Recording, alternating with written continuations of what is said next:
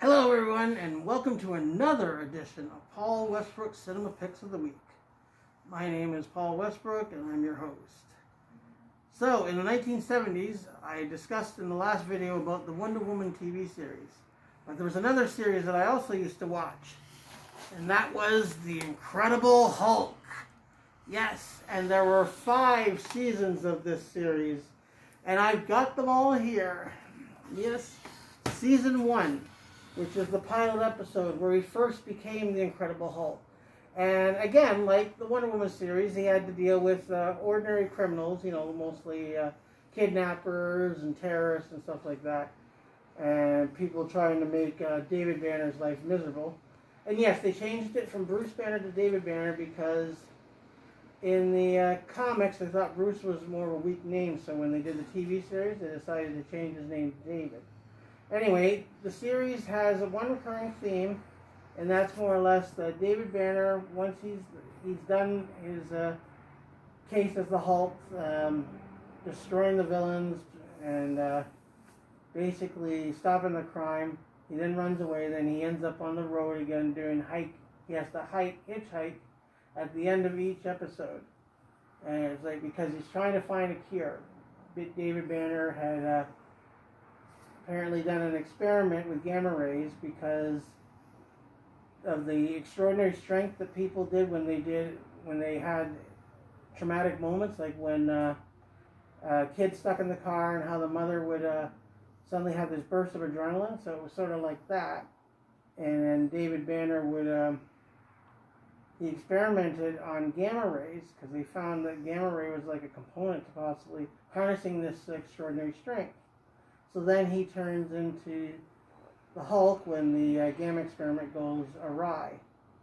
So yeah, you got the first episode here where he first became the Hulk, and then you got it's 4 discs, and you got, I think there's 10 episodes they said in this first one here. So this is season 1.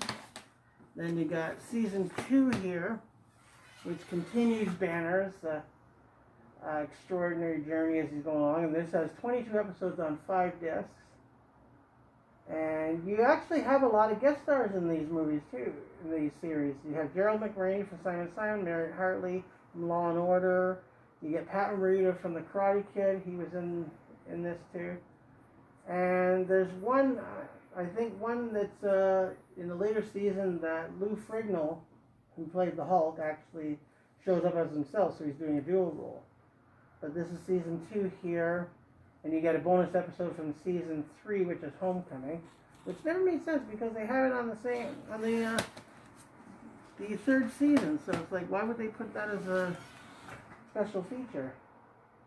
This one here is 23 episodes and 5 discs, and you got, of course, your bonus content, which features the creator of the show, Kenneth Johnson, when he discusses about remembering the Incredible Hulk, an American classic, and Johnson goes into detail talking about the series and the appeal that it had on people as it went along, and it was like, I still think the first season was the best, but number 2 and number 3 are actually good, and the series was going along full steam at this time, so it's still very popular. Then you got season 4 here of The Incredible Hulk, which goes down to 18 episodes on 4 discs. And this one is the one where you have the Hulk battling another guy that has the same condition that the Hulk did, because only he's more evil. And it's the Hulk is called The First.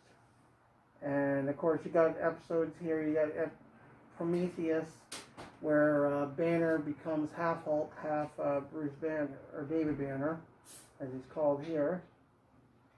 And let's see, 18 episodes. He deals with more of the same type of kidnappers and the usual group of people that he has to deal with in his quest to find a cure. And of course he has Jack McGee, who is the reporter through all of the series. And the reporter's obsessed with finding David Banner because I guess Banner was believed to be dead at the end of the first season when he first became the Hulk. and they thought that Banner was killed, so he has to move from place to place, and hope McGee doesn't find him, so that way he won't expose him, because he's trying to write an expose on the Hulk character in this. Yeah, you got some good episodes here for the fourth season, and it even gives you behind the scenes look at the 2008 film The Hulk, which leads me to season 5, which was the final season. And you don't have as many discs in this one, but this is like from the final season around 81, 82. And you got behind the scenes the story of the Incredible Hulk. You got a gag reel, which is hilarious. I love gag reels. And like I said, the episodes were few and far between by the time you got to the final season, but I think it was certainly a good capper to the classic television series, and definitely made Bill Bixby and Lou Ferrigno major celebrities as a result.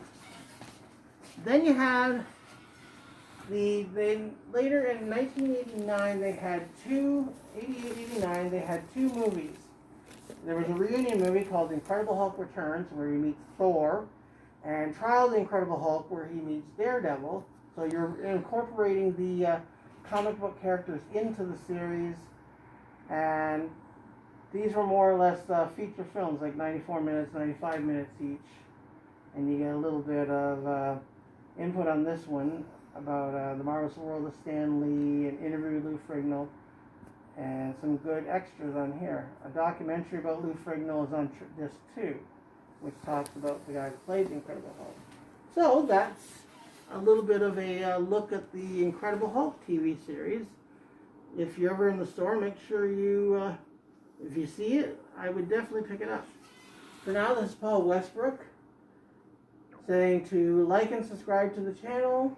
Leave a comment in the comment section below so that we can all read your comments, whether it's good or bad. Hopefully it's good, because my sister and I definitely like to have our good comments. And Paul Westbrook signing off for now, and remember, I'll be seeing you at the movies. Goodbye for now.